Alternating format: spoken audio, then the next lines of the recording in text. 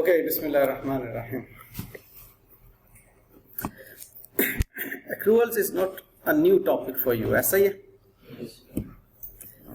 बचपन से आपने accruals पढ़ा हुआ है और accruals में आप ये जानते हैं कि बुनियादी बात जो है वो रिपोर्टिंग पीरियड से मुताल्लिक इनकम्स और एक्सपेंसेस को मेजर करना है. Supposedly this is your reporting period.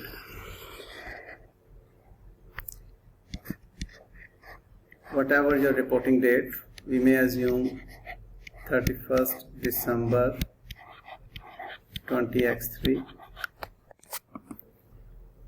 हमने जो कैश पे किया होता है during the year,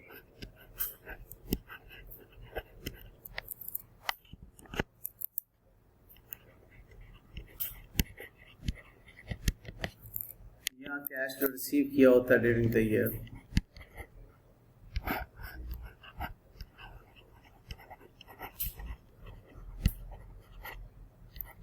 during the year या ड्यूरिंग द रिपोर्टिंग पीरियड,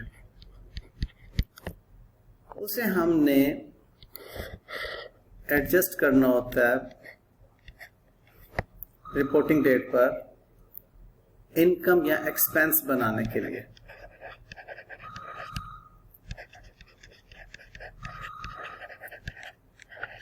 तो बेसिकली एक्रूअल्स जो हैं वो इनकम्स या एक्सपेंसेस को मेजर करने के लिए कॉन्सेप्ट यूज होता है. इनकम्स या एक्सपेंसेस की मेजरमेंट के लिए कॉन्सेप्ट यूज होता है.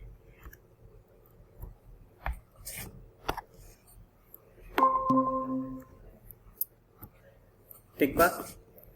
तो एक्रूअल बेसिस किस लिए यूज होती है? For measuring incomes and expenses belonging to one reporting period.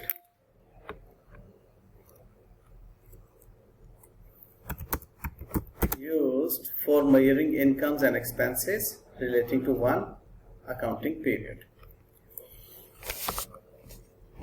Incomes के बारे में जब मैं accrual basis की बात करूंगा तो income earned होंगी और expenses incurred होंगे, और अगर cash basis पे बात करते हैं तो cash receive होगा और cash paid होगा expenses के. फॉर एग्जाम्पल चंद एक छोटी छोटी एग्जाम्पल्स आपके साथ में शेयर करूंगा. हमारे पास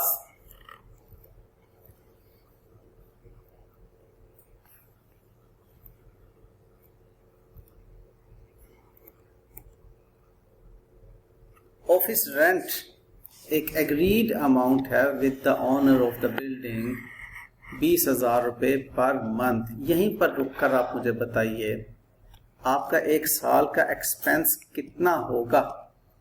2,40,000. उसको हम क्या कहेंगे? एक्सपेंस इनकर्ड है. अगर आपने ड्यूरिंग द ईयर ओनर ने आपको रिक्वेस्ट की कि वो आप उसको पे करें 15 महीनों का रेंट, तो आपने कितना पे किया होगा? आपने 20,000 टाइम्स 15 आपने पे किया होगा, जबकि आपका जो इनकर्ड है वो 20,000 इंटू 12. तो आप अकाउंटिंग एंट्री क्या करेंगे?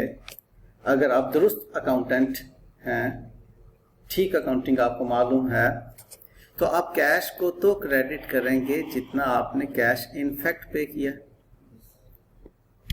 जो कि 3 लाख है. ठीक बात. और जो एक्सपेंस आपका इनकर्ड की बेसिस पे है उसको आप एक्सपेंस में डेबिट करेंगे, एडवांस को आप. तो ये जो इनकर्ड की बेसिस पर है ये आपका एक्सपेंस अकाउंट फॉर होगा और स्टेटमेंट ऑफ प्रॉफिट और लॉस में ये फिगर जाएगी. और ये जो आपका एसेट बन रहा है एडवांस, ये प्री पेमेंट्स आपके एसेट में स्टेटमेंट ऑफ फाइनेंशियल पोजीशन में एसेट के तौर पर लिखा जाएगा, ये एक्सपेंस के तौर पर और ये एसेट के तौर पर। अगर किसी जूनियर अकाउंटेंट ने गलती की है कि उसने सारी की सारी अमाउंट एक्सपेंस बना दी, तो अब आप फिर क्या करेंगे, एक्सपेंस को रिड्यूस करेंगे, क्रेडिट करेंगे और प्रीपेड एडवांस को डेबिट करेंगे। एम आई राइट? ये बात कॉन्सेप्ट में आ गई? गुड। नेक्स्ट देखिएगा, ऑफिस स्टाफ सैलरीज। अच्छा बेटे, ये एक क्विक रिवीजन है आपकी, क्योंकि फ्रेश आपने इसको पढ़ा हुआ है, इसलिए इसको आप क्विक रिवीजन के तौर पे बातों को समझिए, लेकिन अगर क्लियर नहीं होती तो आप जरूर पूछिएगा। ऑफिस स्टाफ सैलरीज आपकी 50,000 पर मंथ के हिसाब से पे की जाती हैं। अगर 50,000 पर मंथ है तो आपकी एक साल की अकाउंटिंग क्या कहेगी?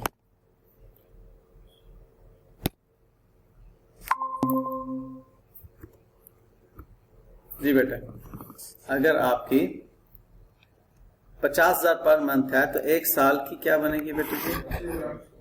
6 लाख। और आपने अगर 10 महीने को पे किया है तो इसका मतलब क्या है कि आपने 5 लाख पे किया, ठीक है? तो जो 5 लाख आपने पे किया उसके लिए आप कैश को क्रेडिट करेंगे और बाकी का 2 महीने आपका पेएबल लायबिलिटी बन जाएगा। अब यहां पर भी एक बात ये आती है कि अगर जूनियर अकाउंटेंट कैश को सिर्फ अकाउंट फॉर करता है, एक्सपेंस को 5 लाख डेबिट और कैश 5 लाख क्रेडिट, तो इसका मतलब है आप बीइंग सीनियर अकाउंटेंट उसको एडजस्ट करेंगे 1 लाख रुपए से 2 महीनों के सैलरी एक्सपेंस से इस सैलरी को मजीद डेबिट करेंगे और पेएबल को एक्रूड लायबिलिटी के तौर पे क्रेडिट करेंगे। एम आई राइट? यस। उसके बाद बात आती है selling price is 2000 per unit. A customer page for 100 units of which 90 units were sold during the year, whereas remaining 10 units will be sold in the next year। इसका मतलब है कि आपने 10 यूनिट्स के पैसे एडवांस में रिसीव किए, ऐसे ही है बेटा? आपने तो 100 यूनिट के पैसे रिसीव किए ना, लेकिन इनकम आप जितनी यूनिट्स बेचे हैं उसको आप कहेंगे कि ये आपकी इनकम अर्न है, ऐसा ही है? yes, बाकी जो आपने 10 यूनिट्स ज्यादा रिसीव कर लिए उसको आप क्या कहेंगे कि आपकी इनकम रिसीव्ड इन एडवांस है। तो जो इनकम रिसीव्ड इन एडवांस होती है वो आपकी लायबिलिटी होती है, अनअर्न्ड इनकम उसे कहते हैं। क्लियर? नेक्स्ट ये बात कर रहा है कि सेलिंग प्राइस जो है वो 2000 पर यूनिट है और इस सेलिंग प्राइस को आपने कस्टमर ने पे किया 10 यूनिट्स के लिए, लेकिन आपने उसको सेल किए 15 यूनिट्स, आप उसको 15 यूनिट्स बेचेंगे।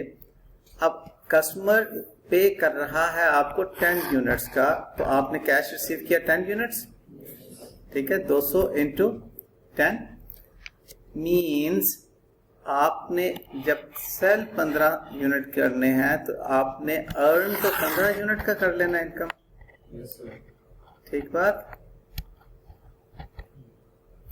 मीन्स 5 यूनिट आपके रिसीवेबल हैं, 5 यूनिट्स इंटू 2000, ये अमाउंट आपकी रिसीवेबल है। जान बात समझ में आती है? तो आपने जो बातें पढ़ी यहाँ पर अभी क्विक रिवीजन के तौर पर, वो 4 बातें हैं। 2 का ताल्लुक एक्सपेंस के साथ है,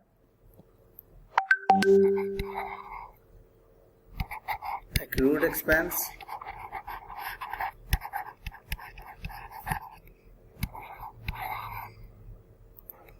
प्रीपेड एक्सपेंस, और 2 का ताल्लुक इनकम के साथ है, accrued income and unearned income।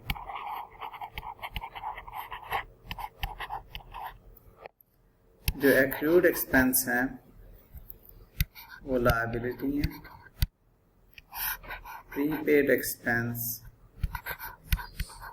Assets हैं, एक्रूड इनकम एसेट्स हैं, प्री रिसीव्ड या अनअर्न्ड इनकम लायबिलिटी। ठीक है बेटे जी? ऑलराइट,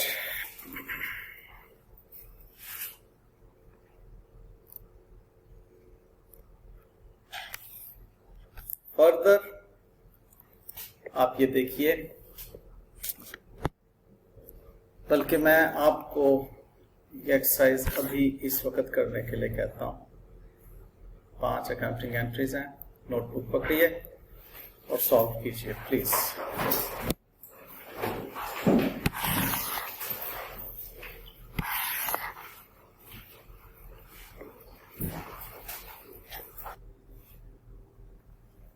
समझ ना आने पर बेटे आपने लाजिमन पूछना है। Number 1 is rent paid for 10 months, 100,000. The office was used for the full year. तो expense incurred कितना है आपका? 1,20,000। पे कितना किया आपने? पेबल कितना है? तो एंट्री क्या बनेगी? रेंट एक्सपेंस डेबिट 1,20,000 से, कैश क्रेडिट 1,00,000 से, और रेंट पेबल शाबाश। Rent paid for 18 months, so it means you have paid 6 months in advance. Rent expense कितना आपका होगा? अब वो आपने कैसे कैलकुलेट किया? उसके लिए सिंपली आपने 360,000 को आपने 18 मंथ्स पे डिवाइड किया और 12 मंथ्स पे मल्टीप्लाई किया, तो आपके पास रेंट एक्सपेंस की फिगर आ गई 240 की। ऐसे ही बेटे, और उसको आपने 360 से लेस करके कहा कि एडवांस रेंट हमारा 120 है। तो अकाउंटिंग एंट्री क्या है? रेंट एक्सपेंस डेबिट कितने से? रेंट एक्सपेंस कितने से डेबिट? एक्सपेंस हमेशा जितना इनकर्ड है उतने से डेबिट, 240 से। 240 से रेंट एक्सपेंस डेबिट होगा, कैश 360 से क्रेडिट होगा, एडवांस रेंट डेबिट होगा 120 से।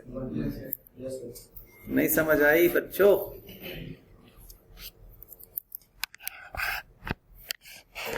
इसकी अकाउंटिंग एंट्रीज मैं यहां लिख देता हूं। नंबर 1 की अकाउंटिंग एंट्री क्या बनी थी? रेंट एक्सपेंस डेबिट 120 से, कैश क्रेडिट 100,000 से,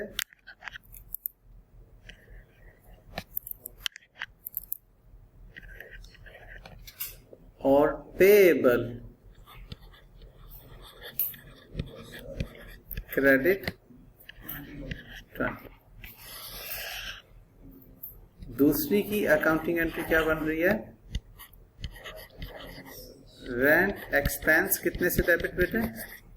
जो आपका एक्सपेंस है 240 का, आपने एडवांस कितना पे किया?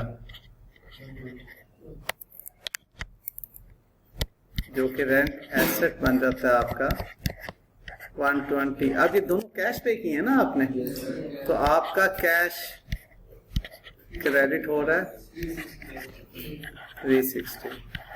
करेक्ट बेटे? नंबर 3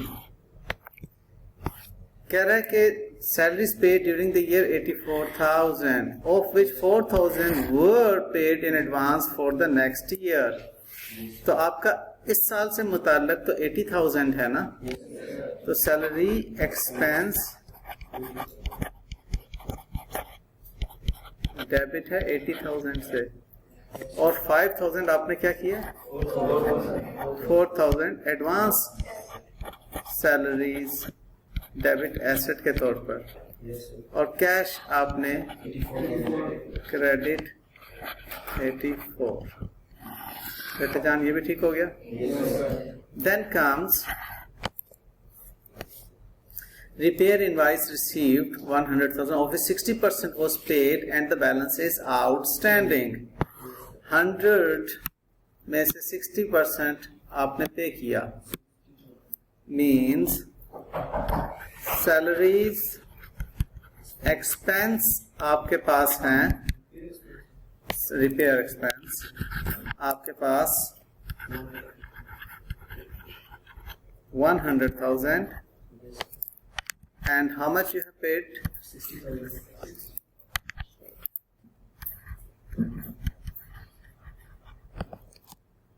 आप इसका 40% नहीं पे कर सके, इसका मतलब यही है.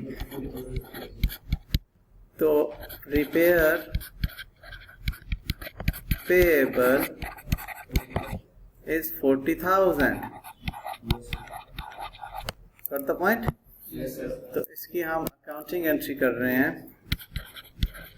रिपेयर एक्सपेंस डेबिट और cash credit and payable credit 40,000. Clear? Yes sir. Number 5 कहता a bill of stationery used still due 70,000. एक बिल आपने अभी तक पे नहीं किया, 70,000 रुपए की स्टेशनरी यूज की. That is 35% of the total stationery use during the year, जो कि 35% है टोटल स्टेशनरी जो आपने यूज की थी उसका. इसका मतलब है कि टोटल स्टेशनरी आपने जो यूज की थी वो ज्यादा है. 70,000 जो है वो 35% है. तो टोटल स्टेशनरी आपने कितने की यूज की थी? 200,000 की. तो इसका मतलब क्या है? फर्दर 1,40,000 कैश हम पे कर चुके हुए हैं. ठीक है. तो अब ये नंबर 5 की अकाउंटिंग एंट्री मैं यहां पर लिख देता हूं. आपका स्टेशनरी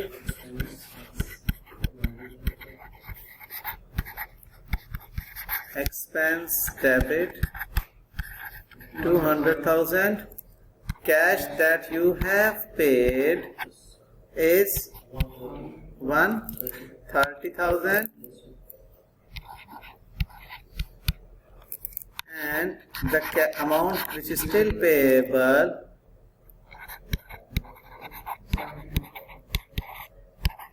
is 70,000. तो बेटे जान, आप लोगों का लेवल इस वक्त ये वाली अकाउंटिंग एंट्री है. आपसे उसने कोई 50 अकाउंटिंग एंट्रीज नहीं पूछने, उसने आपको मैथमेटिक्स में उलझाकर बातें करनी है, क्योंकि बड़े हो गए ना. खैर से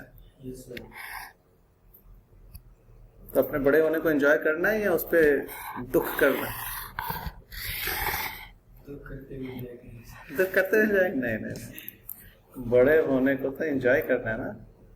देखो, जैसे जैसे बड़े होंगे वैसे वैसे आपको अल्लाह ताला ने मुश्किलात तो डालनी है. ठीक है.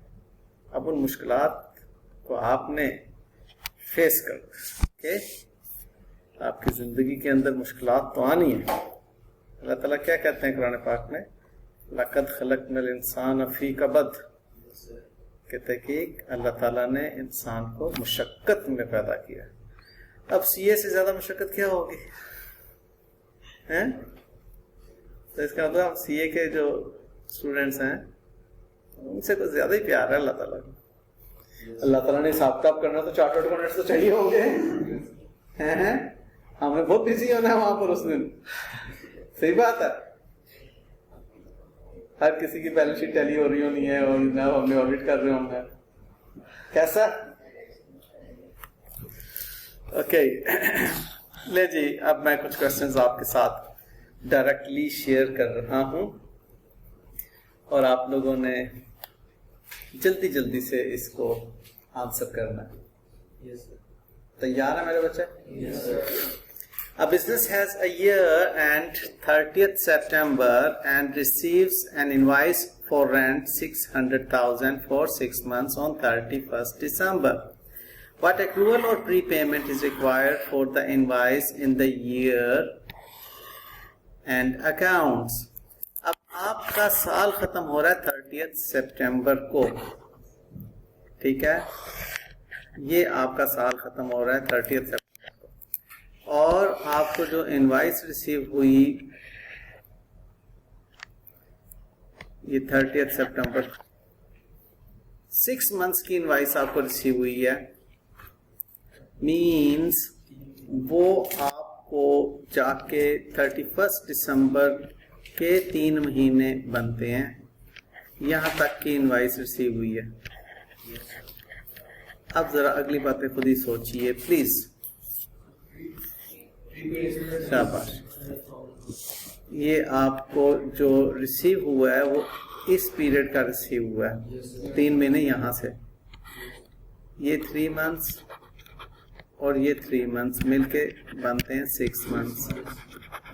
तो आपको जो 6 लाख रुपए की इनवाइस आई, आपने पे कर दी कि नहीं पे की?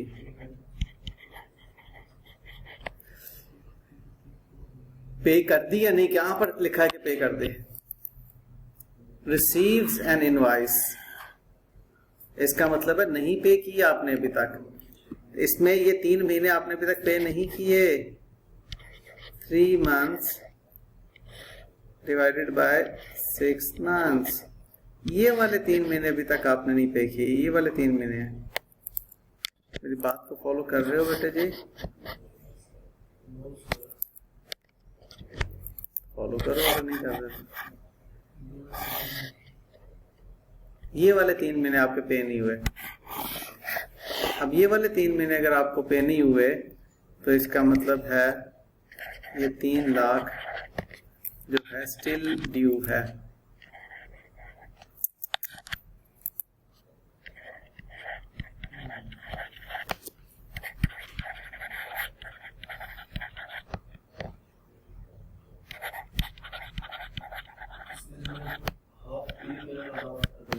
नहीं पे किया ही नहीं जानू, पे किया ही नहीं, पे नहीं किया तो इसी तारीख को वो फिर आपका जो है वो लायबिलिटी बन गया ना। अगर पे कर दिया होता, ये हम पेमेंट इन एरियर कर रहे हैं, अगर पे कर दिया होता, पेमेंट इन एडवांस होती तो फिर वो 3 मंथ्स जो थे वो आपके एसेट बनते, प्रीपेड। फॉलोड? तो यहां पर आपको ये एक्रूड लायबिलिटी की बात कर रहा है, ठीक है सर। इस इनवॉइस में बस 2 पोर्शन ही हो जाएंगे इसका। बेटे जान, इनवॉइस तो इकट्ठी आई है ना। इनवॉइस 6 लाख की आपको मैंने दी है, आप मेरी बिल्डिंग यूज कर रहे हैं ऑफिस के लिए। मैंने आपको 6 महीने की इनवॉइस दी है, जो 6 महीने खत्म हो रहे हैं 31 दिसंबर को। शुरू कब हुए थे? 1 जुलाई को।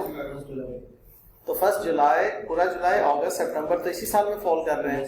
आपने बिल्डिंग मेरी यूज कर दी, पैसे नहीं दिए, तो आप पे लायबिलिटी बनती है कि नहीं बनती? समझ आई जी बेटे जी? ठीक है, क्लियर?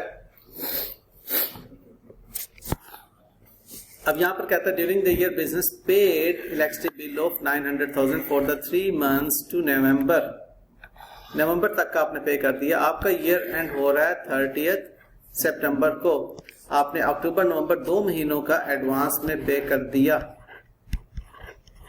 ये 3 मंथ्स का बिल था, तो 2 महीने आपने एडवांस में पे कर दिए। क्या बनता है? 600,000 हो गया मेरे।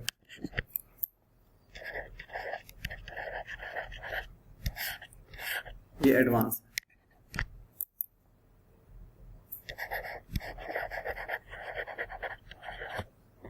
या प्रीपेड।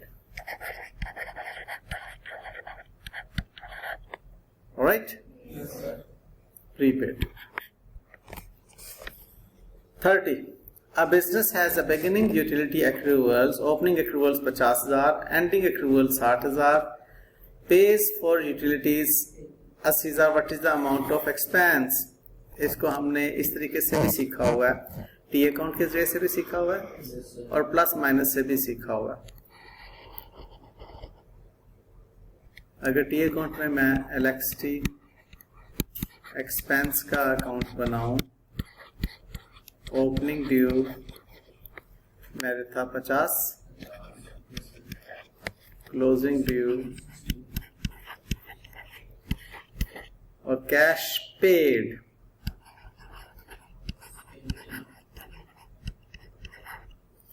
80। एक्सपेंस डेबिट होता है कैश पेड से, तो आपके पास आती है 140 और यहाँ पे एक्सपेंस क्या आएगी फिगर 90। तो एक्सपेंस की फिगर 90। इसका एक और तरीका है cash paid minus opening due plus closing due. Expense paid है हमारे पास 80 प्लस 60 माइनस 50, you get 90।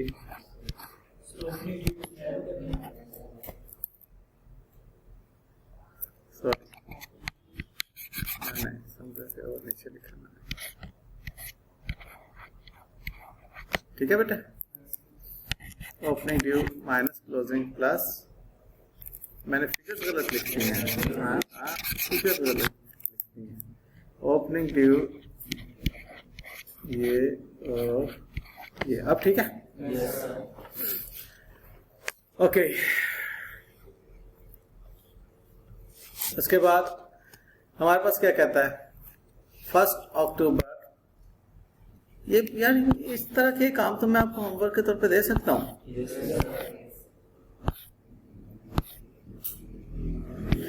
दे सकता हूँ ना।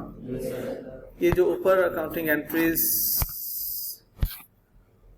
मैं कर चुका हुआ हूँ, ये वो वाली accounting entries.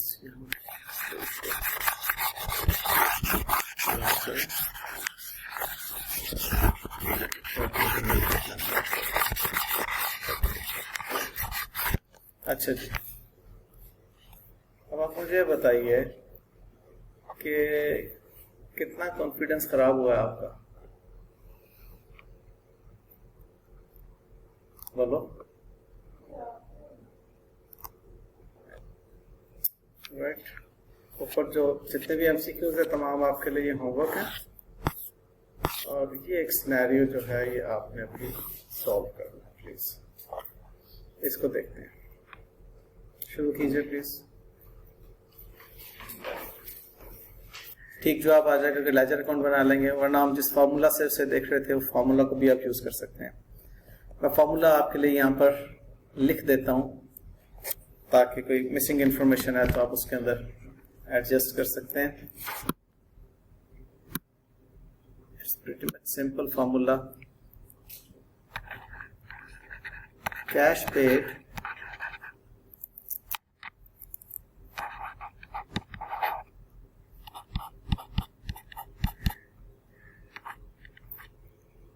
Plus opening advance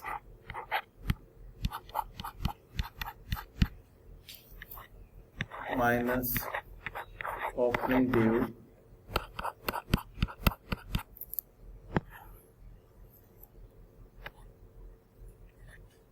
plus closing due and minus closing advance.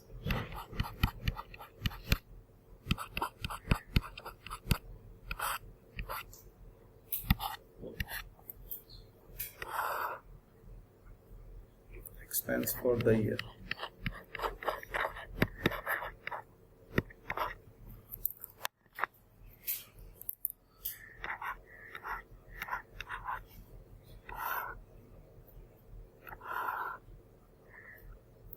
अब आपने ये देखना है कि इसमें कौन सी इंफॉर्मेशन प्रोवाइडेड है और कौन सी मिसिंग है। जी सवाल ऊपर चला गया, चलो सवाल नीचे आ रहा। अब ठीक है,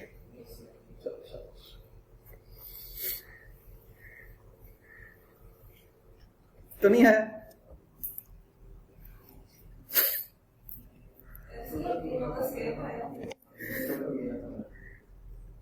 आपका क्या है बेटा? 145 आपका? आप आए आए आए देखते हैं। देखो बेटे जी, देखते हैं, भी हो सकता है यहाँ पे ही कोई गलती हो गई हो। आप मुझे बताइए, अगर मैं एक्सपेंस का अकाउंट ड्रॉ कर रहा हूं तो मेरे पास ओपनिंग एडवांस की क्या फिगर है? 25। ओके, कैश पेड यहाँ पर आएगा? कैश पेड तो दिया ही नहीं वो तो एक्सपेंस दिए मैं, ये कैश पेड थोड़ी दिया हुआ। कैश पेड ही को तो तलाश करना मेरे बेटो।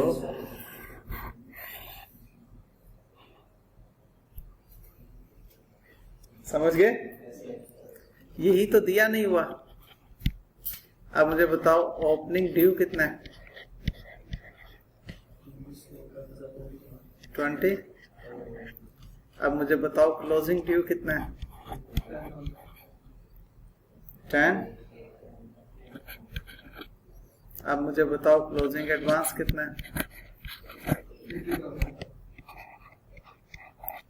अब मुझे बताओ स्टेटमेंट ऑफ प्रॉफिट लॉस में क्या फिगर जा रही है?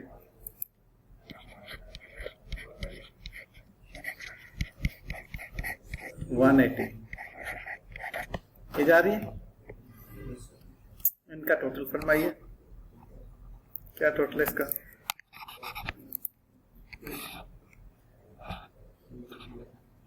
250। यहाँ लिखिए 250, उसमें से ये 45 प्लस कीजिए तो आपके पास फिगर आ जाती है 215 कैश पेड। एग्रीड? आप समझ आई? और यही आप इधर फॉर्मूला में प्लेस कीजिए। Cash paid we don't know, ठीक बात? जल्दी से अब करें ताकि फिर नेक्स्ट क्लास का time.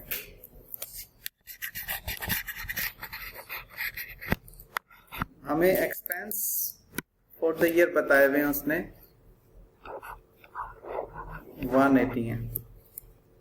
Opening advance 25, opening due 20, closing due 10 and closing advance 50। अब आप मुझे ये बताइए, जब आपने रिवर्स चलना है तो यहाँ पर आपके पास क्या फिगर आएगी?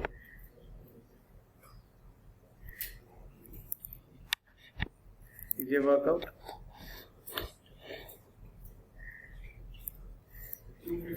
215। अब ठीक आ गया सबका जवाब? That's wonderful. ठीक है जी, थैंक यू वेरी मच। ये तमाम काम आपको मैं सेंड कर दूंगा।